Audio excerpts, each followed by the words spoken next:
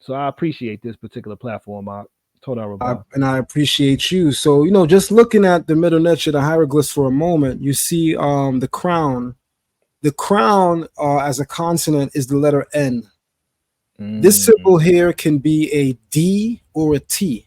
In linguistics, D and T are interchangeable because they're both dental letters. D and T. You can, as you're saying them, you can hear the interchangeability. Right. So this symbol here is a D or a T. And then you have the recumbent lion, the lion that's laying down. That's representative of an R. At a certain point in Egyptian literature, it can also represent an L, because in ancient Egyptian literature and language, they don't have an L of their own. So Egyptian language does not originally incorporate the L sound. That sound is borrowed when it's represented in their writing system. And it's usually when they're representing foreign words or talking about foreign people. Like when you see an L in the name Israel on the in the Merneptah Stela, which is the first and oldest attestation of the name Israel anywhere in history, the Merneptah Stela dated to 1205 BC. Yes, there's an L in there for Israel, and that clearly tells you that we're talking about Israel because the letter L is not represented in Egyptian language. However, they use the glyph for R, which R and L is interchangeable in several languages. Like, for instance, when a lot of Asian-speaking people come into America, words that we pronounce with an R, many of them struggle and say it as an L. Words that we pronounce with an L, many of them struggle and say it with an R. In linguistics, the difference between the letters L and R is the movement of your tongue. You're moving it up or down. So when you say L, L, you're bringing your tongue to the roof of your mouth. When you're saying R, R, look with your tongue going down. So linguistically, the difference between the consonant L and R is the stroke of the tongue, whether it is moving up or down. If it moves up, it's L. If it moves down, it's R. This is why the ancient Egyptians use the R glyph to represent the foreign sound L. So again, you have the crown, which is N, this symbol, which is T, and then the recumbent or the line that's laying down, which is an L.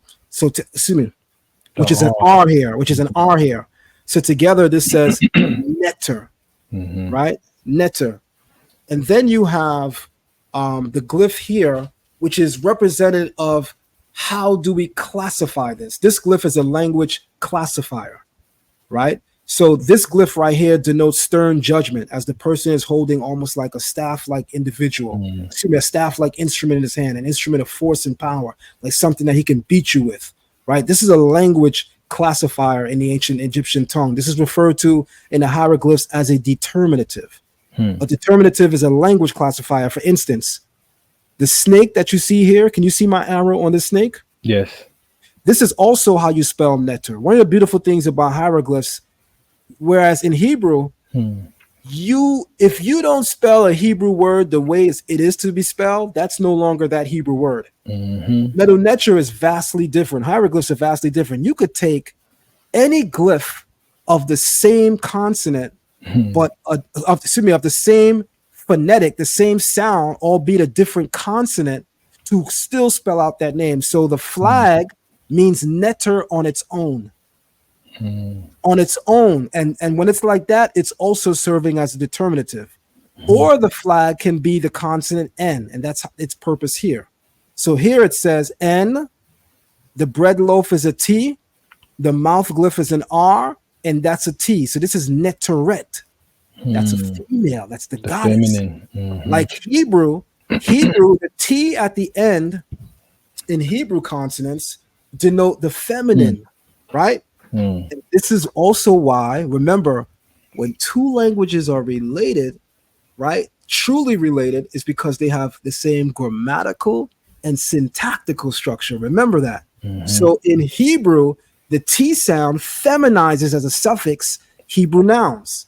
The same thing occurs in Middle Netre because it's also an Afro-Asiatic language. So that's why the word for goddess is not simply to say netter, but nettert, the T on the end, right? You guys can't see that it's spelled that way in English because I have that part cut off. But this is N, N-E-T-R-T, netert.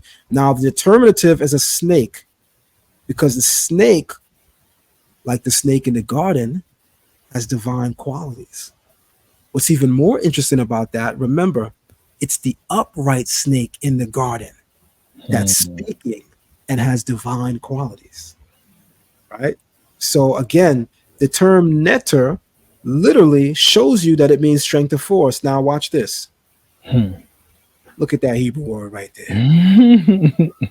What that word say, More? It says neter. Come Okay. on. High. Come on. Yes, sir. I think I might have to bring back the bombs for this show. That's a bomb. That's a bomb. Huh? That's a bomb. Spell it out for us, More, real quick. Nun, tet, and resh. Yes, sir. And it means in Song of Songs, protecting. Yeah. That's right? powerful. That's powerful. Number That's 4, entry 4, a prison. Mm. Right? Again, to protect. Again, protection is what? Sometimes the armed forces, which serve to do what? Protect the country, they're known as what? Yeah. The armed forces, right? Forces. You To can't protect something service. without strength and power, right? Not So at you all. automatically see the relatability of it all. Yes. And that's what I'm saying, my good brother. In delving into the language is always key.